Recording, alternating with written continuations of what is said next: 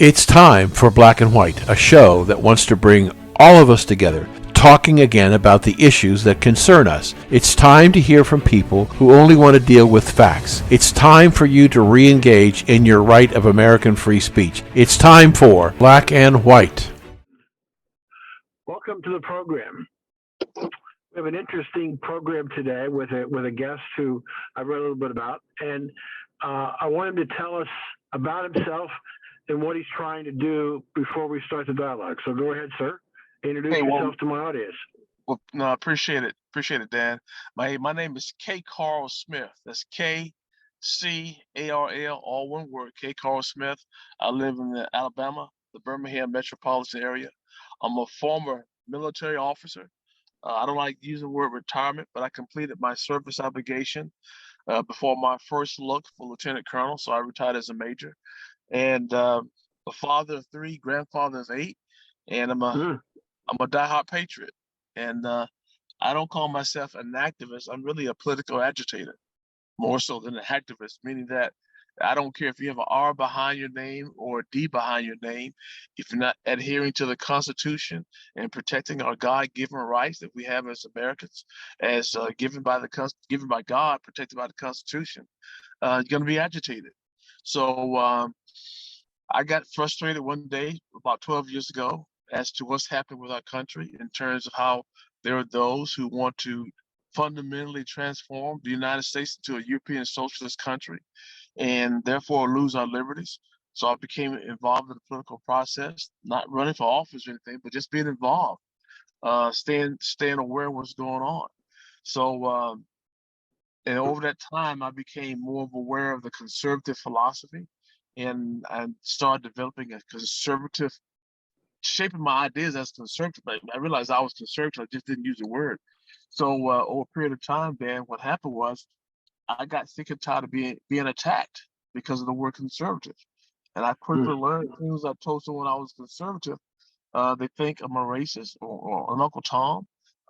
They believe that I don't care about other ethnicities, or don't care about my own ethnicity, really.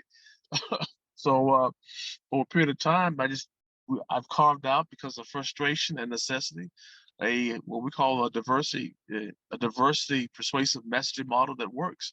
And I want to get a chance to share this messaging model with your audience. That's a little bit about me. How do you do that? How do you share your message? What do you do? Well, I have an online course. I wrote a book. I'm traveling the country, speaking and primarily speaking to the conservative choir and empowering the choir, how to go out and bring more choir members based on diverse choir members, and giving the song a new song to sing. So I'm a social media derelict. I got to improve in that regard. But in terms of writing, wrote a book entitled Frederick Douglass Republicans: The Movement to Reignite America's Passion for Liberty. I've been on national television shows.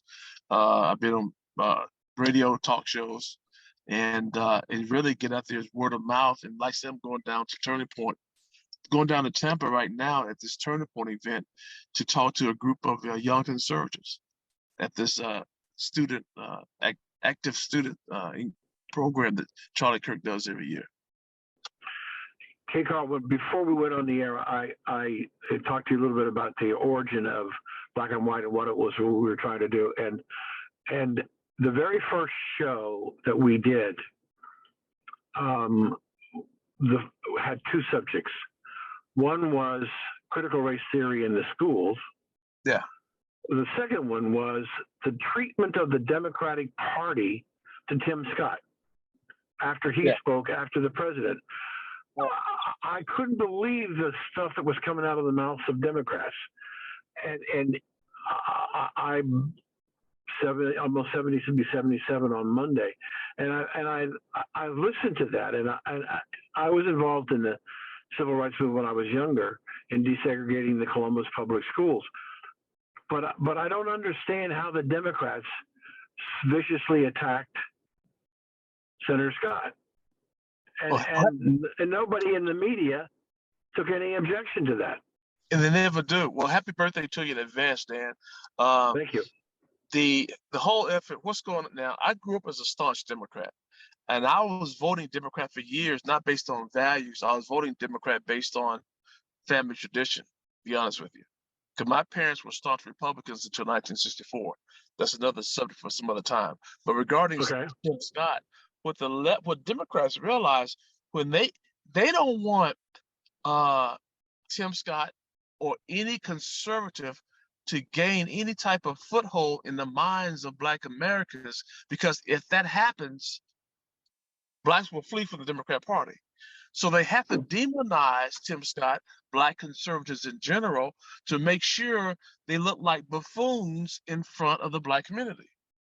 That's why they attacked Tim Scott. That's why they call Clarence Thomas Uncle Thomas, or they attacked when Allen West was in office, or anybody else that has a conservative label, Black or white, they will attack, especially Blacks. So it's not surprising.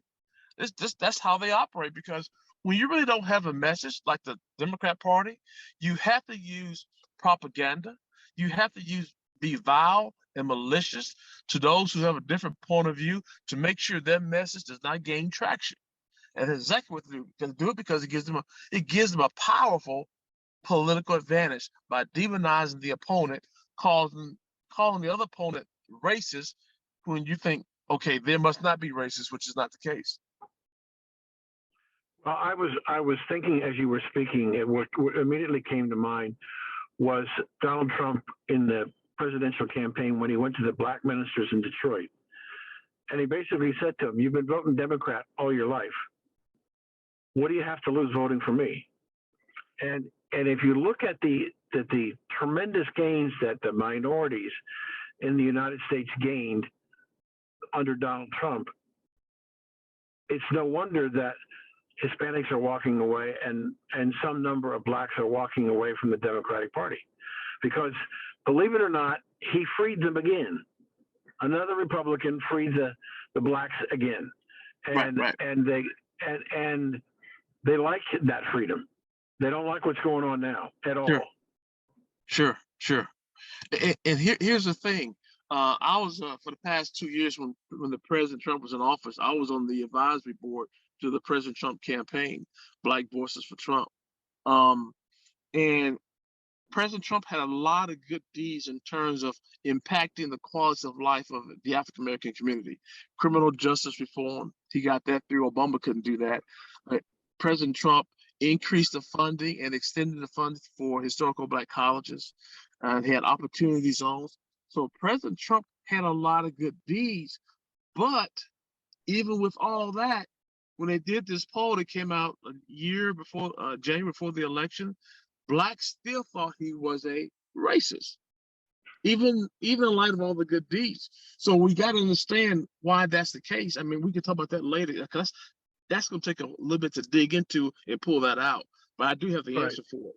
But as conservatives, our number one nemesis, if you will, we must be empowered on how to be on the offense to get our message heard. And that's all about, we got to learn how to trump the race card, pun intended, in order to get people to listen to us. Once we're able to do that, it's over with for the left. But K. Carl, given the economic conditions now,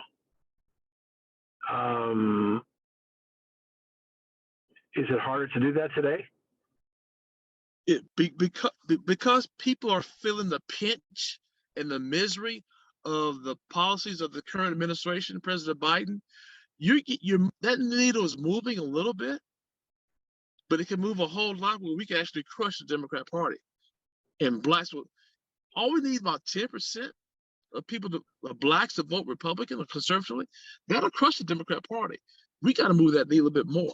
But yeah, people feel the misery of the current policies, but we got to do more than move that needle, and that's through engagement. Okay, I'm going to put you on hold for just a second. Okay. I gotta move my car. I'm in the way, so bear with me just a second. All right, buddy. So going around here.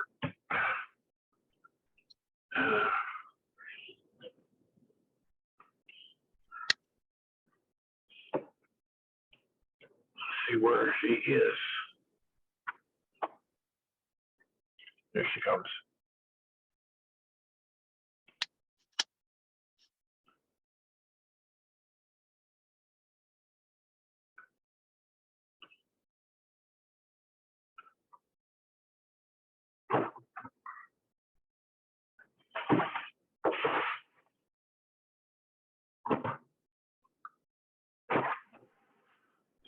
I'm doing an interview. Do you want me to drive? No, I just pull over. Okay, so we're back. So, what are you going to say in Tampa? What are you going to tell people in Tampa? So the setting in Tampa, you have these young conservatives, these high school conservative, college conservatives, they come together here while these people speak. My message is a little bit more empowering and just giving a rah-rah. These young conservatives, or conservatives in general, need to become empowered and become better messengers of liberty and know how to effectively, especially on college campuses and high school campuses, how to defend the conservative point of view. How do you do that effectively? And it's not going to be done with the word conservative. What I'm going to tell them, stop using the word conservative. Don't even call yourself that, because the left has destroyed that word. Soon as you say conservative, when you tell somebody you're conservative, you just told them you're a racist. And the attack is on and you're under the fence. So I'm going to give them a message: stop using the word. Don't call yourself that. Get rid of it. Come up with another way to identify yourself politically to help you trump the race card. And I will talk to them about the strategy that we came up. I am a conservative, but in terms of my political identity, I'm a Frederick Douglass Republican. And I'll explain to them what that is. What a Frederick Douglass Republican is a person not based on color, it's based on values. A Frederick Douglass Republican is a person who embraced what we call the life empowering values of Frederick Douglass. These are the things he wrote about and he preached on: respect for the U.S. Constitution, respect for life, the belief in limited power of government, economic prosperity, free speech, school choice, women's rights, the right to keep and bear arms, religious liberty, the right to vote. Douglass wrote about all these things. And so if you believe these things, in lieu of saying conservative, I'm a Frederick Douglass Republican. And I leverage the liberty message of Douglass to help me better articulate what I believe in as a conservative and trump the race card at the same time, and ignite America's passion for liberty, because right now, America's passion for liberty is being overshadowed by socialist indoctrination. We got to turn that around. And I say that because Frederick Douglass, in my view, is America's greatest writer, thinker, and speaker when it comes to liberty and the U.S. Constitution. We got to leverage that. That's a great concept. Frederick Douglass conservatives. Republicans. Yeah, the reason why it's Republican, because not only was Douglass a self-proclaimed Republican, but when we use the word Frederick Republican, it's more of an adjective than it is a noun, because we must protect our constitutional republic. But the phrase Frederick Douglass Republican is a God-given political identity that God gave me, because it's an oxymoron for a lot of folks. Frederick Douglass is an icon of liberty. Because of negative propaganda from the left, Republican is an icon of racism. The two don't go together. So when you tell someone you're a Frederick Douglass Republican, you just created a mystery in their mind and they want to know what you're talking about. That's when you got to have some content to come behind the phrase. And that's how you win the narrative and be on the offense. But do you find that since you're dealing with younger people, that they even know who Frederick Douglass is? Is it taught in the schools? I'm dealing with younger people and older people. They don't know the substance of Douglass. They know he was an abolitionist. They know that he had a bushy afro, and that's about it. But here's the thing. If I take the time, carefully study, and show myself approved by reading the writings of Douglass, understanding the life of Douglass, now in a conversation, I'm driving the narrative. I become the influencer in the conversation, and race, Uncle Tom, races come off the table. Here's what I mean by that. Because of negative propaganda, you're not gonna you won't expect a white conservative to say, I hold Frederick Douglass in high esteem, and I agree with Frederick Douglass's life empowering values. You don't expect a racist, you don't expect a conservative to say that because why? Quote unquote, conservatives are racist, right? According to the left.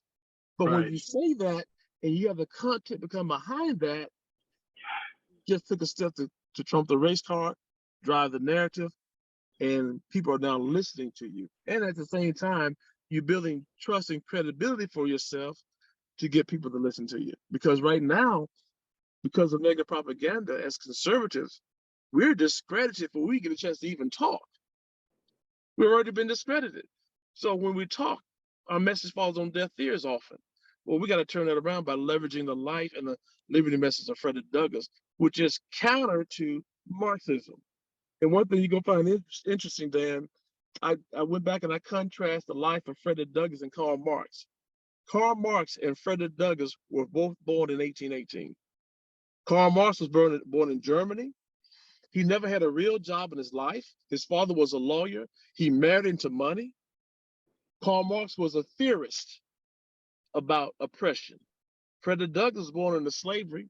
He was a slave for the first 20 years of his life. Frederick Douglass had real life experiences about oppression. Douglass had this newsletter called the North Star.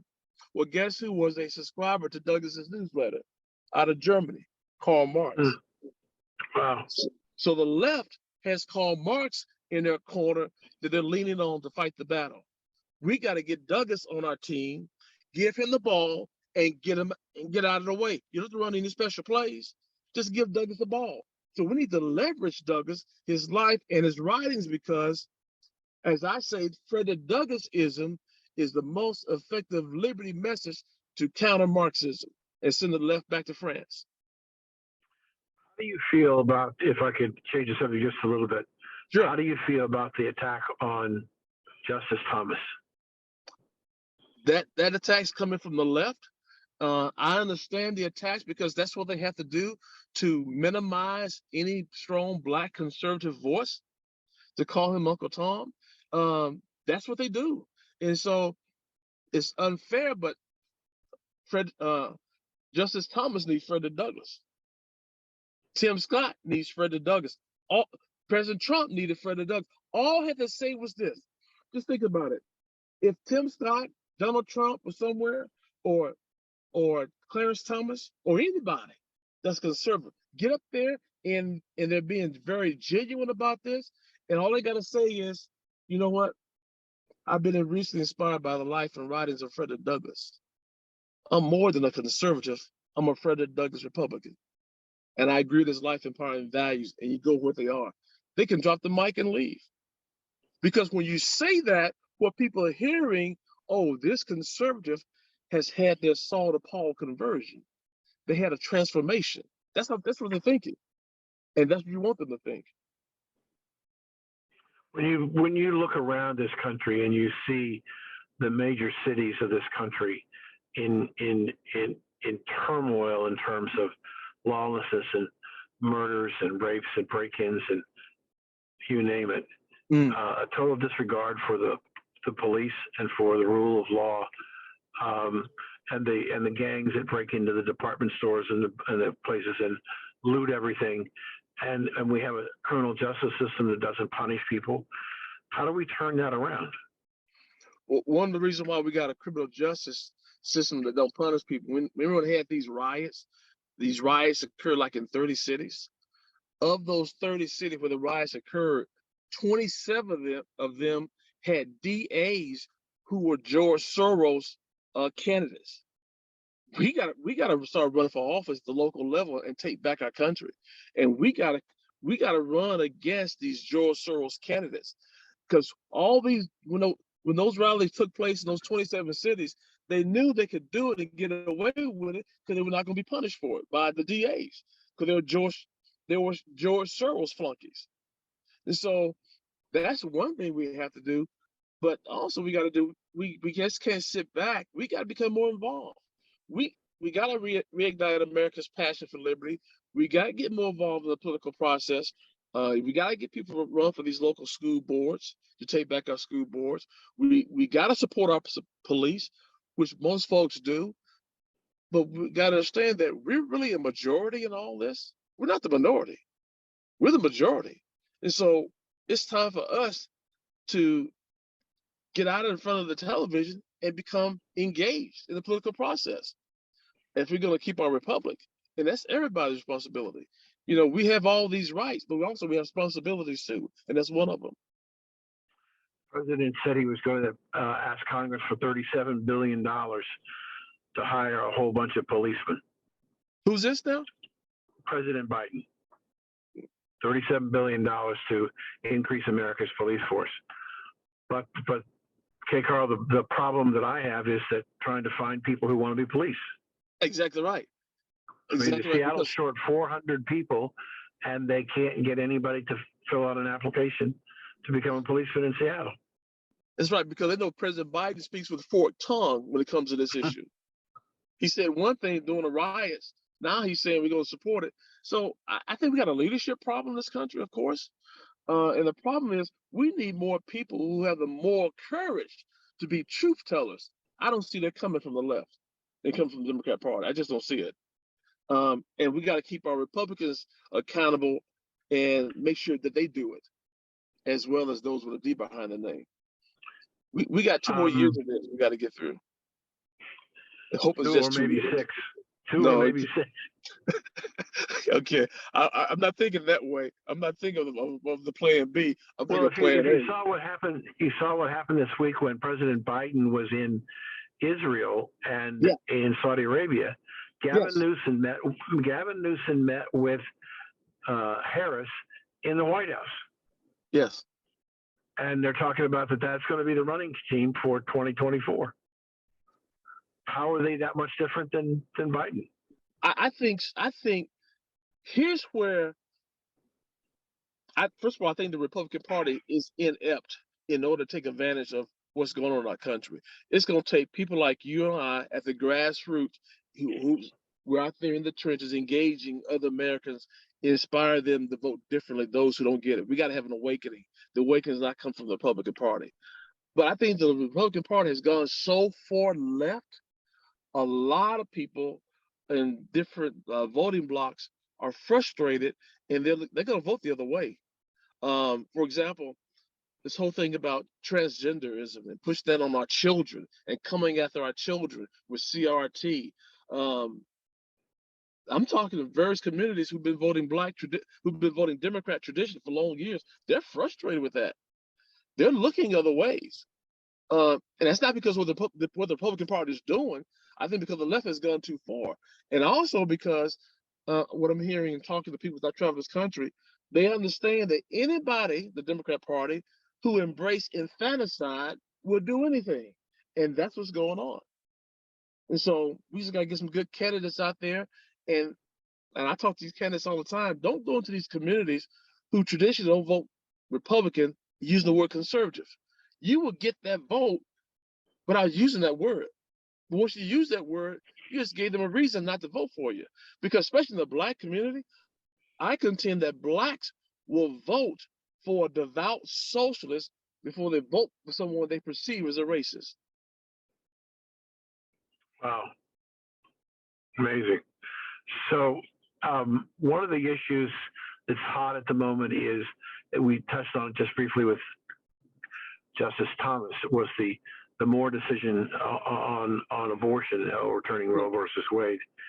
And there are a lot of people in the Democratic Party who thought that was going to be a major issue in the midterms that would turn the tide.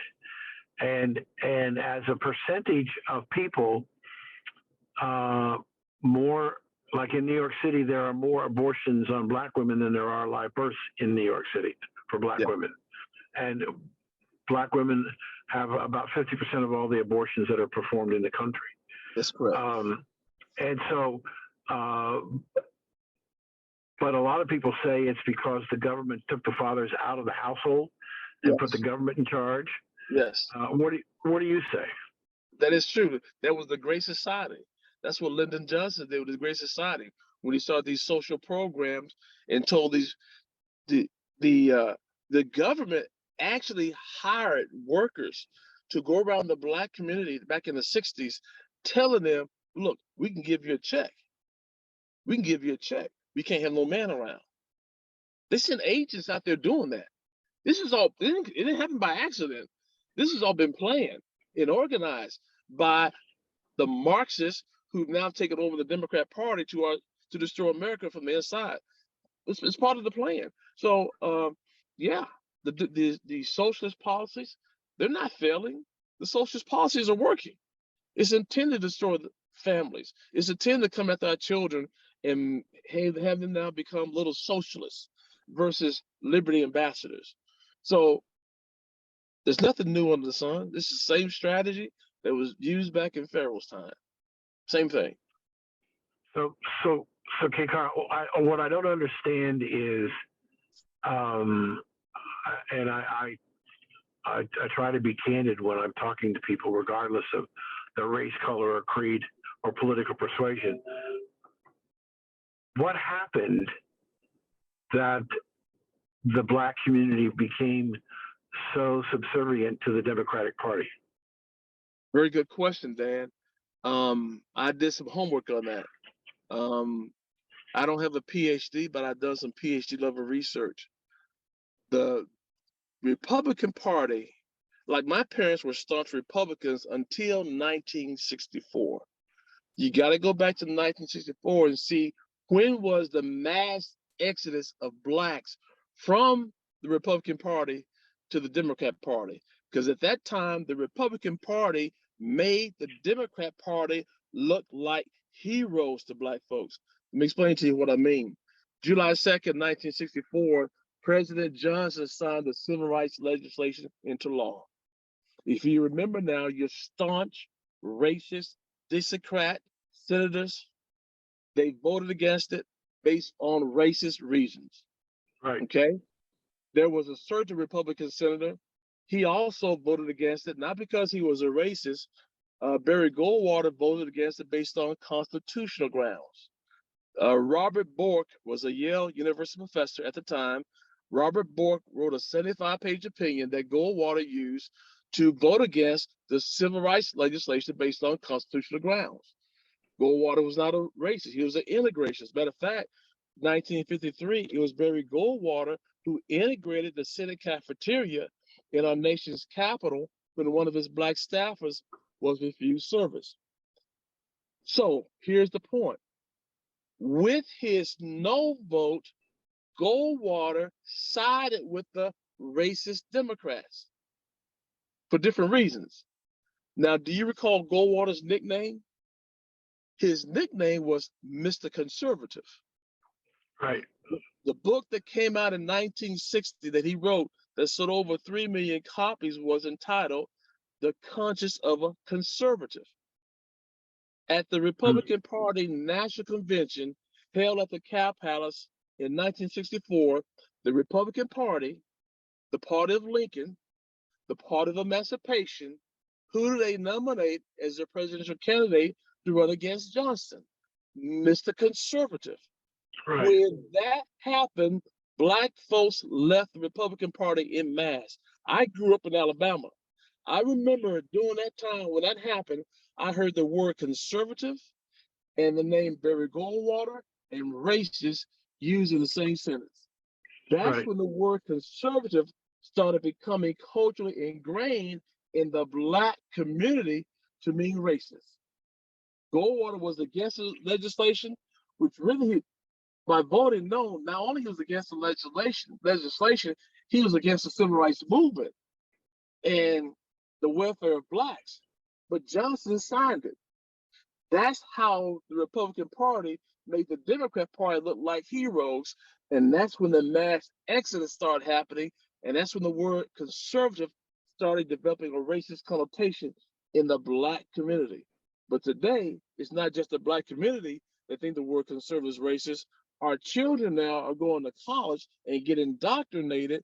They're being taught and indoctrinated to think the word conservative is a racist, it has a racist meaning, and they're going back home telling their parents, their grandparents, their brothers that they're racist. That's what we're dealing with. Right. We've been having a fascinating conversation with K. Carl Smith, and I thank you for joining us today. Tell my audience how they can follow what you're doing. Very simply, my website is kcarlinc.com. Let me break that down for you. It's KCARL Inc. INC. So kcarlinc.com. And then I wrote a book, and I got another book coming out in about 2 months on this whole philosophy, this whole engagement philosophy. It's entitled Frederick Douglass Republicans, the Movement to Reignite America's Passion for Liberty. And I got a book coming out about another 2 months entitled Telling Conservatives the Truth. Where can we get the first book? Go to the website, and top on the menu there, there's a link there for the book. And also I've been doing this for 12 years, Dan, traveling and teaching this whole philosophy. We actually came up with an online course. And that website is diversityengagement.org. Once again, for the online course, it's diversityengagement.org. Matter of fact, you go there, sign up for the course, you get the book for free. Thank you for joining us today. Appreciate it, Dan. Have a safe trip and good luck with your meeting in Tampa. God bless you. Take care.